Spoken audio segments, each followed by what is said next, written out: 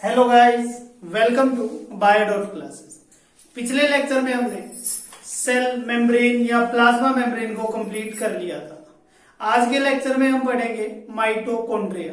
Mitochondria क्या होता है, माइटोकॉन्ड्रिया की कौन सी शेप होती है, माइटोकॉन्ड्रिया सेल के अंदर किस सेल के अंदर पाया जाता है, किसके अंदर नहीं पाया जाता है, माइटोकॉन्ड्रिया का स्ट्रक्चर कैसा दिखता है, माइटोकॉन्ड्रिया जो होगा उसके फंक्शन क्या होते हैं, ये सारी चीजें पढ़ेंगे हम आज के लेक्चर के अंदर। तो सबसे पहले मैं बात करता हूं माइटोकॉन्ड्रिया। माइटोकॉन्ड्रिया डबल मेम्ब्रेन या mitochondria semi autonomous double membrane bound organelles present in most of the eukaryotes. देखिए मैंने यहां पर दो वर्ड लिए हैं। मैं बोल रहा हूं कि mitochondria semi autonomous. What do you mean by semi autonomous organelles? हमारी या मतलब सेल के अंदर केवल दो ही सेमी ऑटोनोमस ऑर्गेनेल्स होती है, एक तो माइटोकॉन्ड्रिया और एक दूसरी होती है प्लास्टिड। माइटोकॉन्ड्रिया जो होगा यानी कि इसको सेमी ऑटोनोमस क्यों बोला गया, इसका मतलब है सेमी ऑटोनोमस यानी कि जिसका खुद का राइबोसोम्स और खुद का डीएनए होता है। Because mitochondria have own ribosome and own DNA, यानी कि ये खुद ही अपने प्रोटीन की सिंथेसिस भी करवा सकता है और इसका खुद का ही जेनेटिक मटेरियल है, तो इसीलिए इसको सेमी ऑटोनोमस ऑर्गेनेल बोल दिया जाता है। अब सेमी ऑटोनोमस के साथ डबल मेम्ब्रेन ऑर्गेनेल होती है। डबल मेम्ब्रेन यानी कि एक आउटर मेम्ब्रेन मिलेगी, एक इसकी इनर मेम्ब्रेन मिलेगी।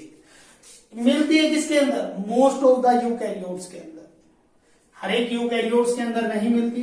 अब मैं बात करूं अगर अपनी एक मैच्योर आरबीसी की, ह्यूमन के अंदर जो मैच्योर आरबीसी होती है उसके अंदर माइटोकॉन्ड्रिया जो होगा वो अब्सेंट होगा।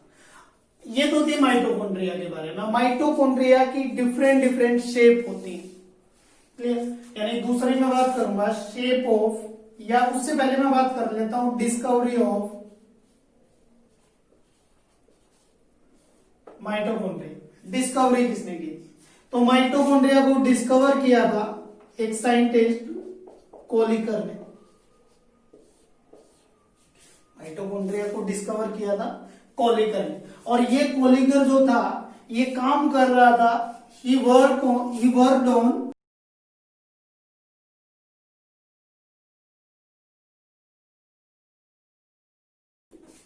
कोलिकर जो था ये क्या कर रहा था, स्ट्राइएटेड मसल्स ऑफ इंसेक्ट, यानी इंसेक्ट की स्ट्राइएटेड मसल्स के ऊपर काम कर रहा था। मेन क्वेश्चन आता है कि स्ट्राइएटेड मसल्स कौन सी होती हैं? स्ट्राइएटेड मसल्स वो मसल्स होती हैं जो हमारी बोन्स के साथ अटैच होती हैं। देखिए ह्यूमन की बॉडी के अंदर तीन ही टाइप की मसल्स मिलती है। There are 3 type of muscles present in human body, that is striated muscles, smooth muscles and cardiac muscles. Striated muscles वो मसल्स जो बोन्स के साथ अटैच होती है। तो कोलिकर जो था इसने इसको डिस्कवर किया। अब माइटोकॉन्ड्रिया जो है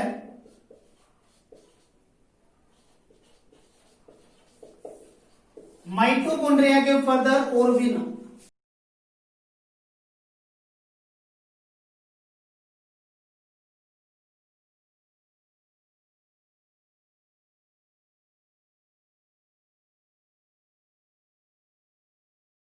सर्कुल, ये 3 नाम से जाना जाता है माइटोकॉन्ड्रिया को। माइटोकॉन्ड्रिया को बायोप्लास्ट भी बोल दिया जाता है, इसको कॉन्ड्रियोसोम भी बोल दिया जाता है और इसको सार्कोसोम भी बोल दिया जाता है। तो ये तो था कुछ माइटोकॉन्ड्रिया के बारे में। माइटोकॉन्ड्रिया की कुछ शेप होती है, डिफरेंट डिफरेंट टाइप की शेप होती है, यानी कि मैं यहीं पर देख लेते हैं एक बार शेप ऑफ माइटोकॉन्ड्रिया। तो अगर आप माइटोकॉन्ड्रिया की शेप की बात कर रहे हैं तो ये मोस्ट कॉमन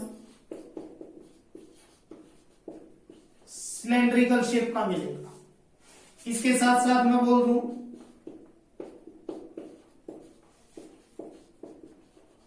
फिलामेंटस शेप का भी मिल सकता है,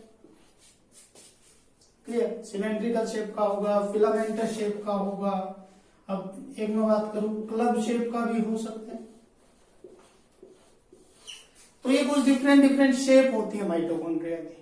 अब माइटोकॉन्ड्रिया की शेप के बाद हम ये चीज देखते हैं कि माइटोकॉन्ड्रिया का ऑक्यूरेंस कहां पर होता है, यानी कि किस सेल के अंदर माइटोकॉन्ड्रिया, किस ऑर्गेनिज्म के अंदर माइटोकॉन्ड्रिया प्रेजेंट होगा और किसके अंदर नहीं।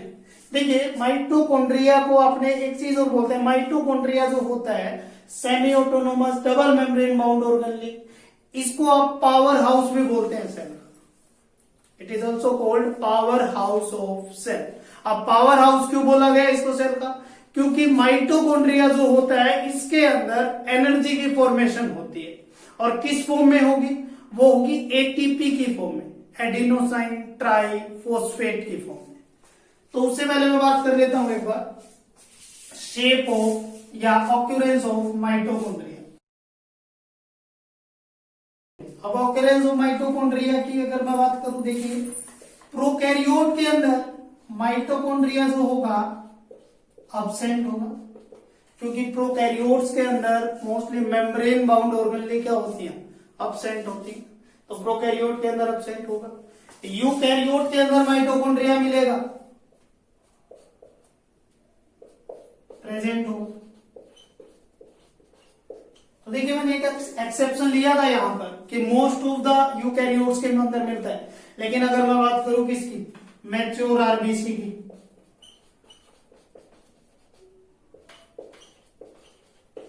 तो मैच्योर आरबीसी के अंदर माइटोकॉन्ड्रिया क्या होता है, अब्सेंट। क्लियर। तो देखिए मैंने आपको क्या बताया कि माइटोकॉन्ड्रिया क्या होता है, semi autonomous double membrane bound organelle present in most of the eukaryotes. It is also called powerhouse of cell because in mitochondria the formation of ATP, और ATP is the energy currency of cell.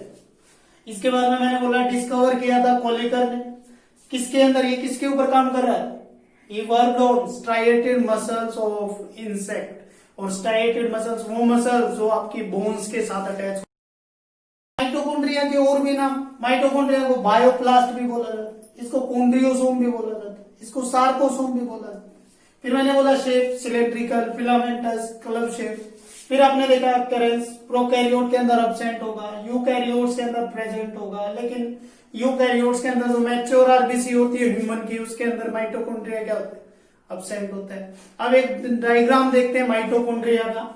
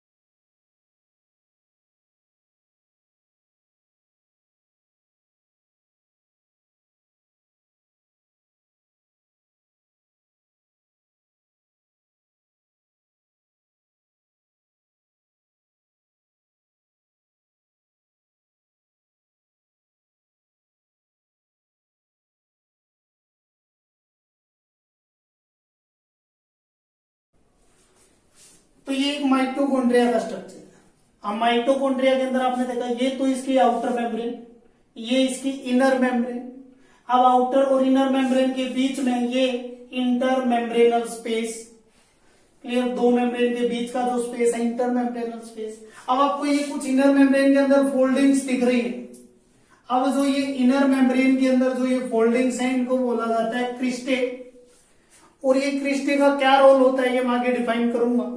अब देखिए आपको अब ये जो inner membrane के अंदर जो सारा स्पेस दिख रहा है इसको बोला जाता है क्या, मैट्रिक्स, यानी कि इनर जो स्पेस होगा फ्री स्पेस जिसको मैट्रिक्स बोला जाता है।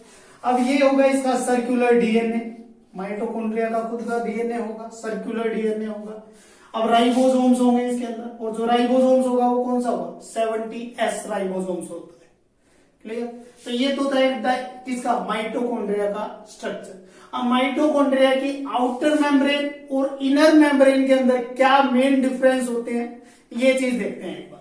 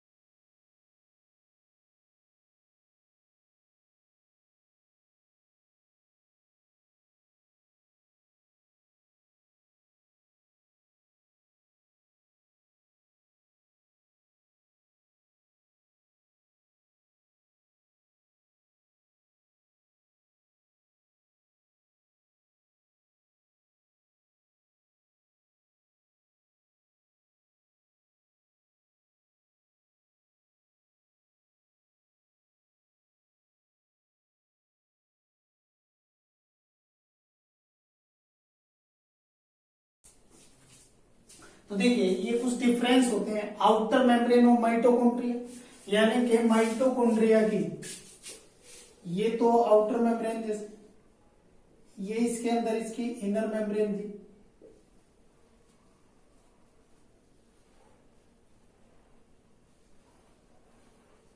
तो आउटर मेम्ब्रेन जो होती है, आउटर मेम्ब्रेन के अंदर लिपिड कंटेंट जो होगा वो हाई होगा।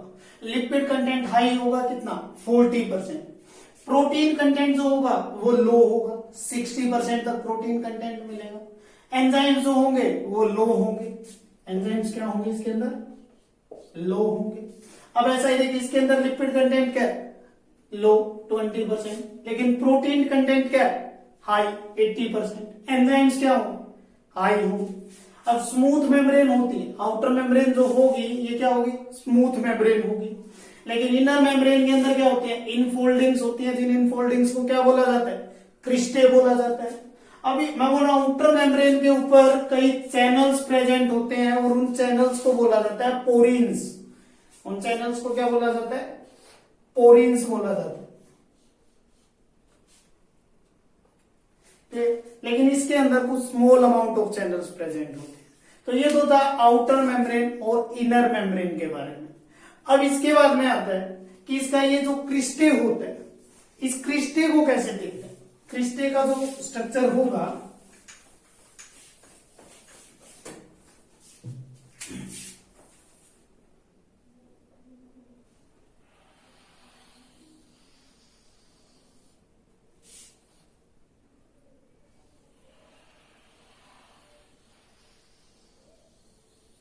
ये क्रिस्टे का स्ट्रक्चर बता रहा है। इस क्रिस्टे के अंदर देखिए ये क्रिस्टे की आउटर मेम्ब्रेन हो गई, ये क्रिस्टे की इनर मेम्ब्रेन हो गई।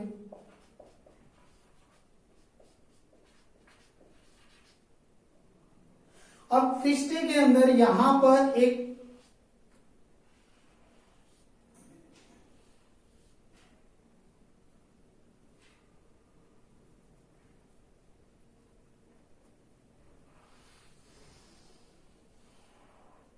यहां पर ये एक एंजाइम प्रेजेंट होता है जिसका नाम क्या होता है, F1 F0 ATPase। मैं बोल रहा हूं कि इस क्रिस्टे के अंदर एक एंजाइम प्रेजेंट होगा जिसका नाम होगा F1 F0 ATPase। अब इस F1 F0 ATPase का ये जो होगा ये क्या होगा, इसका बेस, ये क्या होगा इसका बेस। क्लियर। अब ये क्या होगा इसका नेक पार्ट, और ये क्या होगा इसका हेड पार्ट। और यहां पर क्या होता है F0 F1 ATPase के अंदर ADP से ATP की फॉर्मेशन होती है। वो जब आप प्लांट फिजियोलॉजी पढ़ोगे उसके अंदर जब इलेक्ट्रॉन ट्रांसपोर्ट सिस्टम पढ़ोगे तो उसके अंदर पता लगेगा फुल प्रोसेस का। लेकिन याद रखना कि क्रिस्टे के अंदर एक एंजाइम्स प्रेजेंट होता है जिसका नाम है F1 F0 ATPase, और ये एंजाइम किसकी फॉर्मेशन करवाता है, एटीपी की फॉर्मेशन करवाता है, यानी कि एडिनोसाइन ट्राइफॉस्फेट, या मैं सिंपल बोल दूं एनर्जी की फॉर्मेशन हो रही है यहां पर। अब ये तो था इसके बारे में। अब मैं बात कर रहा हूं इसके फंक्शन क्या होते हैं।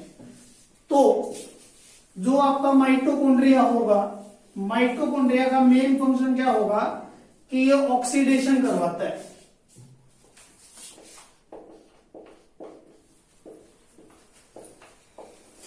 ये क्या करवाता है, ऑक्सीडेशन करवाएगा प्रोटीन्स का, फैट का और शुगर। क्या करवाता है, ये ऑक्सीडेशन करवाएगा प्रोटीन का, फैट का और शुगर का। अब इसके बाद में अगर मैं बात करूं जो एरोबिक प्रोसेस होती है, एरोबिक जो रेस्पिरेशन होता है उसके अंदर भी माइटोकॉन्ड्रिया का मेन रोल होता है। यानी कि जो क्रेब साइकिल चलेगी वो चलेगी किसके अंदर, माइटोकॉन्ड्रिया के मैट्रिक्स के अंदर। क्लियर। जो इलेक्ट्रॉन ट्रांसपोर्ट सिस्टम चलेगा, इलेक्ट्रॉन ट्रांसपोर्ट सिस्टम यानी ETS, इलेक्ट्रॉन ट्रांसपोर्ट सिस्टम चलेगा, वो चलेगा किसके अंदर, क्रिस्टे के अंदर। क्लियर। तो ये तो फंक्शन थे माइटोकॉन्ड्रिया के। अब यहां पर माइटोकॉन्ड्रिया कंप्लीट होता है। इसके बाद में हम नेक्स्ट लेक्चर में बात करेंगे नेक्स्ट ऑर्गेनलीज की, और वो ऑर्गेनलीज होगी प्लास्टिड।